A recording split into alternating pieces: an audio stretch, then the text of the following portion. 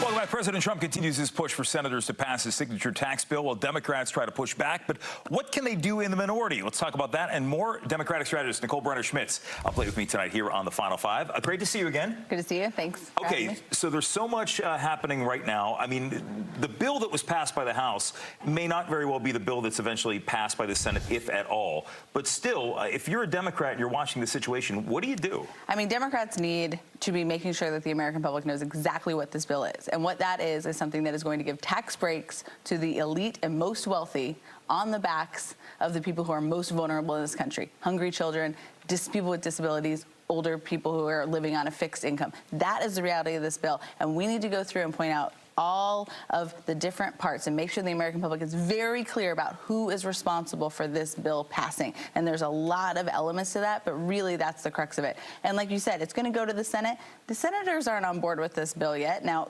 Trump and the White House does a pretty good job going and seeming to put their, foot on the neck of some of these senators and push them there. But I think we can expect a lot of fights, a lot of amendments, and they're coming up against a big deadline. So we have items like Medicaid, which has come up quite a bit because there's hundreds of millions of dollars in changes to Medicaid, which you can look at them as cuts. You can look at them. Republicans are looking at it as cutting fraud and waste along the way there, which is something they say is one of the big emphases of their approach to this. And yet the person who was in charge of cutting fraud and waste, Elon Musk, said the bill doesn't do that. So.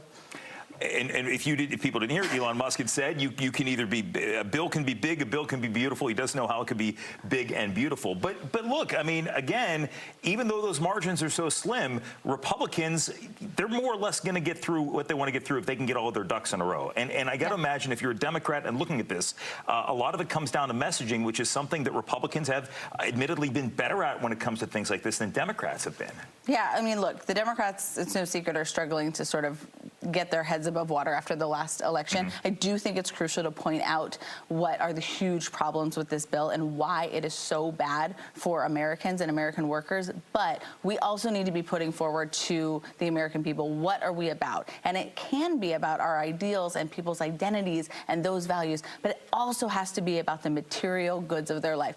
Cost of living. People have said time and time again, these are their big concerns. They can't afford their lives when it comes to housing, when it comes to prices. They're concerned about this. And Democrats have to be talking about what would we do in charge to make their lives better. And that's an important element, too. So it's got to be both. We got to walk and chew gum. Something that Democrats ran on last time around, and they advanced the idea that under Speaker Hakeem Jeffries, because it looked like for a while Democrats may flip the House and maybe not necessarily hold the Senate, but do you get them all in a room right now? And is it easier said than done trying to get everybody on the same page? Because there are people that are saying AOC is the future of the party. There are people saying, will Kamala Harris run again in 2028? I mean, there's a lot of what ifs, but there's still a midterm to get through.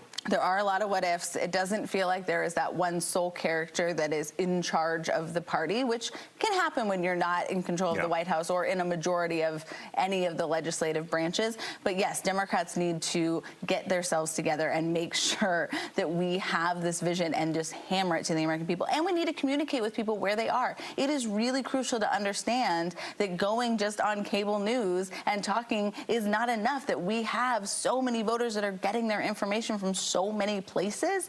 And we need to make sure that we're on those, communicating with them where they are and talking to them and making sure that we're having those conversations about what they care about, whether that's podcasts that make sense or on TikTok or, wherever they're sort of getting a lot of their feed and their news. Is it tough to find that path organically? Because I think they were like, we're going to spend $20 million trying to find the Joe Rogan of the left, when in reality the ecosystem is out there. Right. No, I mean, that's the thing. You don't need to put square pegs in round holes, right? Yeah. Like, there are members of Congress that have so many vast different interests, and there are podcasts that have cultivated and feed to those interests. So go on, you can talk about that, and then also talk about the American agenda. I mean, there's a lot of different ways to do it. But I also think Democrats need to come back to the core of what we're about, which is organizing. It can't just be going and spending money on digital and TV ads or going on and communicating on some of these, pay-to-play places. We need to get back to the roots and organize year-round in communities. And this is why unions are such a crucial part of the Democratic Party's infrastructure.